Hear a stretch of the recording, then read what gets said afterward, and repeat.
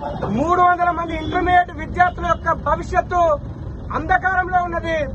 ఈ యొక్క intermediate board secretary ఎవరైతే కృష్ణాదిత్య గారు ఉన్నారో ఆయన యొక్క నిర్లక్ష్యం కారణంగా 300 మంది విద్యార్థులకు హాల్ టికెట్ రాని కారణంగా వాళ్ళు ఇప్పుడు ఇంటర్మీడియట్ ఎగ్జామ్స్ రాయలేని స్థితిలోకి జారుకున్నారని చెప్పేసి సందర్భంగా ఏబీపీ ఆరోపిస్తున్నది.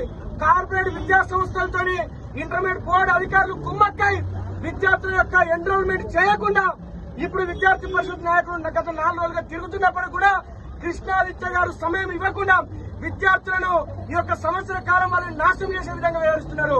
మరి కార్పొరేట్ విద్యా సంస్థలకు కృష్ణాదిత్య గారి మధ్య మిలాఖండంలో ఈ యొక్క సమాజానికి తెలియాల్సిన అవసరం ఉందని చెప్పేసి సందర్భంగా డిమాండ్ చేస్తూ ఉన్నాము.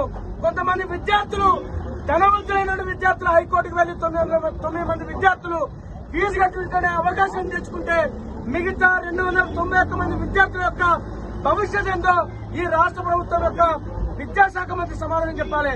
ఇప్పటికైనా విద్యార్థులకు వారి హక్కుగా ఉండాల్సినటువంటి వారి హక్కుగా ఎగ్జామ్ రాసుకునేటువంటి అవకాశాన్ని కల్పించాలని చెప్పేసి ఏబీపీ డిమాండ్ చేస్తున్నది.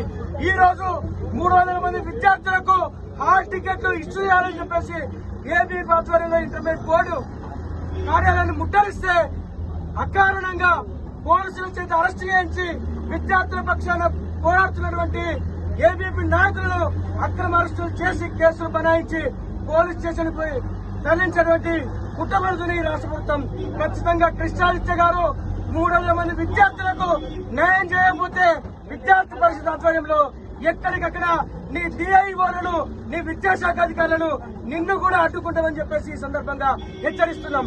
మాచల రాంబాబు, ఏబీపీ రాష్ట్ర కార్యదర్శి.